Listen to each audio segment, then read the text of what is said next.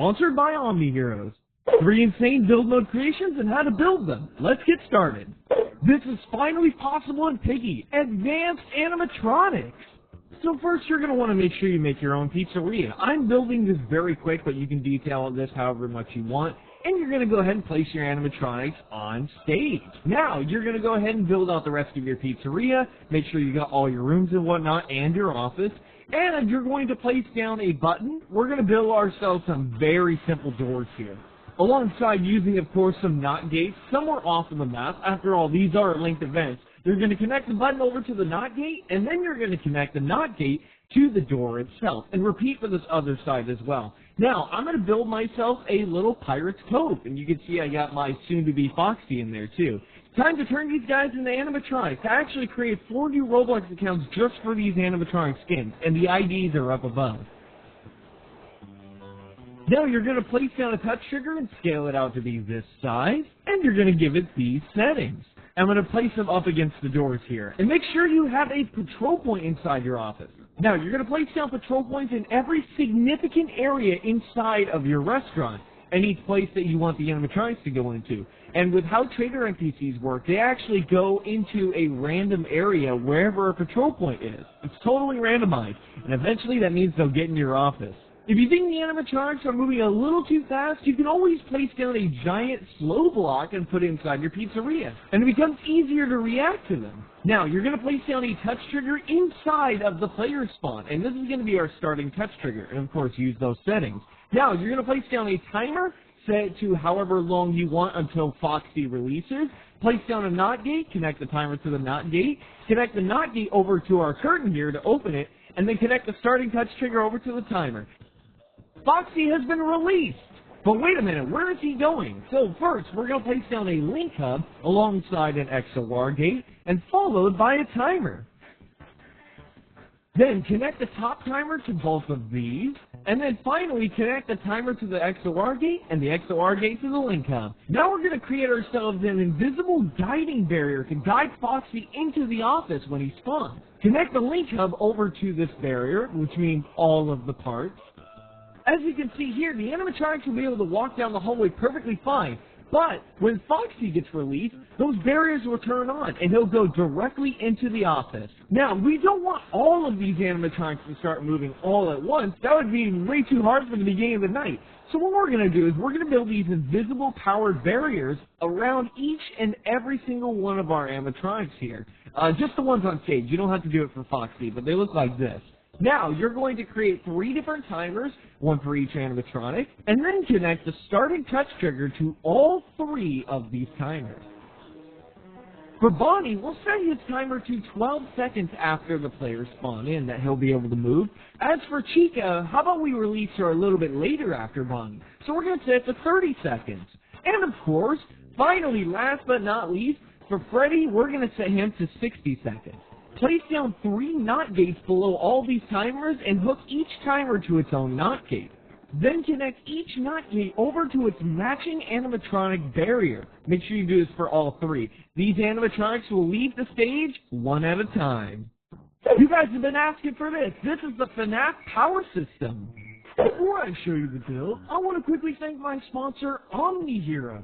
Get ready to embark on an epic journey in the world of Omni Heroes, a heroic fantasy casual strategy RPG game where we must rescue these captivating yet powerful heroes from the clutches of evil demons. Feast your eyes on these 100+ legendary heroes and 7 Mystic Valkyries. Let me introduce you to my favorite Mystic Valkyrie, Buffett. With skills like Moonfall and Onk's Grace, she's an absolute powerhouse in battle. Check out these intense 5v5 stages, roguelike labyrinths, and the thrilling PvP battles where you can earn amazing rewards. But what sets Omni Heroes apart is the ability to match over 100 hero team comps at will, creating synergies that stack powerful battle buffs. With a unique one-tap upgrade system, you'll experience superb growth with just the press of a button. No more hassle, just complete daily quests and watch your power skyrocket. Join a guild and challenge guild bosses together for endless rewards. And if you're feeling lucky, try your hand at the thrilling Blackjack Gloomwoods to stack up precious gem resources.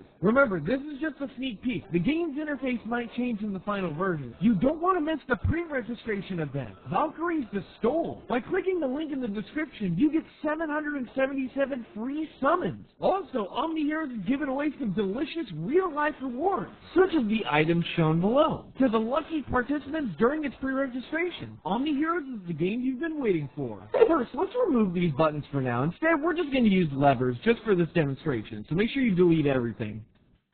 Then, we're going to place down 2 XOR gates, and we're going to connect each lever to its corresponding XOR gate. So make sure you do the same thing for the other side. Place down a digital display, then make sure you place down a timer. Connect the timer to both of these XOR gates, and then set it to however much power you want, but uncheck this.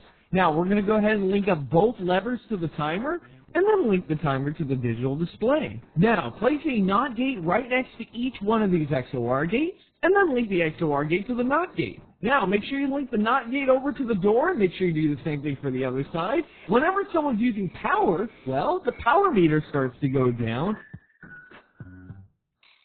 When there's no more power, the doors will open. But wait a minute, there's a problem. People can still close them. Place down a slab and then place down a power block to make it go off of the cubicle grid. Now do the same exact thing for the other side and make sure you connect the timer to both of these power blocks and then move it inside the lever. Now when the power runs out, the doors will be kept open and the animatronics will be able to get in. Number 3, animatronic banishing doors. First, place a sizable touch trigger outside of your door, and then give it these settings. Then, place a teleport block on stage and give it these settings. Place down an AND gate, connect the touch trigger to the AND gate, and then connect the AND gate itself to the teleport block. We're going to use a circuit I invented called a buffer. Place an XOR gate, followed by a timer, followed by a link hub. Connect them all in a line and keep the timer number at 1. Connect the XOR gate to the AND gate, and connect the door lever to the link hub. Without this buffer, if you try to close the door, well, this will happen. So I'll explain how this works. If you want to skip a little forward in the video, you totally can, but I think this is something very important that all of you guys can use in your maps. So, links don't only send power, they also send data. So they send your character data. For example, who pressed what button. Now, of course, whenever you have a button connected to an AND gate and you have a touch trigger connected to an AND gate, the game doesn't understand that it wants only the animatronic to get teleported. When you press that button and everything works in the AND gate, it thinks that, hey, you want to be teleported. So having that thick buffer makes the signal get lost, and it only transmits the signal of the NPC getting teleported. So that's how it works. And as you can see, when you shut a door on an animatronic, it'll be sent back to its stage. And check this out, look at this. Boom, gone. Want more freaking quality Roblox content?